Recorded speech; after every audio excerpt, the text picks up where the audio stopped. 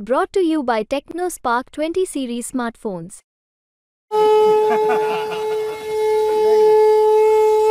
माढा लोकसभा आणि सोलापूर लोकसभेमधून एक मोठी अपडेट समोर येते आहे। ती म्हणजे येत्या 18 तारखेला माढ्यातून धैर्यशील मोहिते पाटील आणि सोलापूरमधून आमदार प्रणिती शिंदे हे एकाच दिवशी उमेदवारी अर्ज दाखल करणार आहेत। जिल्ह्यामध्ये मोठं जल्लोष होणार आहे, मोठं शक्ती प्रदर्शन केलं जाणार आहे। यासाठी कर्नाटकचे मुख्यमंत्री सिद्धरामय्या आणि तेलंगणाचे मुख्यमंत्री रेवंत रेड्डी, त्याचबरोबर राष्ट्रवादी काँग्रेसचे अध्यक्ष शरद पवार आणि सुशील कुमार शिंदे असे बडे नेते या ठिकाणी उपस्थित राहणार आहेत। आपण पाहतो की धैर्यशील मोहिते पाटील हे तुतारी घेतील का अशा अनेक दिवसापासून चर्चा होती, मात्र जवळजवळ ही चर्चा आता संपत आलेली आहे। 9 तारखेला म्हणजेच गुढीपाडव्याला नववर्षाच्या मुहूर्तावरती धैर्यशील मोहिते पाटील हे राष्ट्रवादीमध्ये प्रवेश करून तुतारी घेणार आहेत अशी माहिती खात्रीशीर सूत्रांकडून मिळते।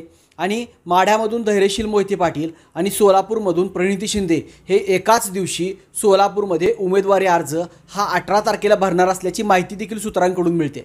यामध्ये आपण जर पाहिलं तर सोलापूरची जी भौगोलिक परिस्थिती आहे यामध्ये बहुभाषिक लोक आहेत, यामध्ये तेलुगू भाषिक लोक आहेत, त्याचबरोबर लिंगायत समाज मोठ्या प्रमाणावरती आहे।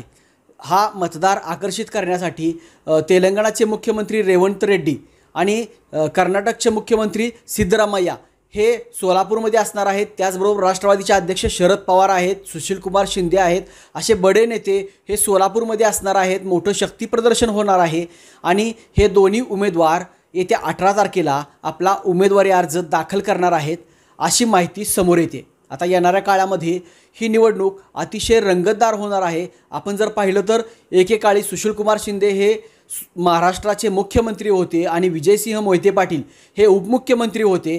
आता सुशील कुमार शिंदे यांची कन्या खासदारकीला सोलापूरमधून आहेत, तर विजयसिंह मोहिते पाटील यांचे पुतणे धैर्यशील मोहिते पाटील हे माढ्यातून निवडणूक लढवणार आहेत। त्यामुळं दोन बडे नेते पुन्हा एकदा एकाच विचारधारेच्या पक्षामध्ये येताना दिसत आहेत आणि लवकरच हे चित्र येत्या 2 दिवसामध्ये स्पष्ट होणार आहे। मुंबई तकसाठी नितीन शिंदे, पंढरपूर।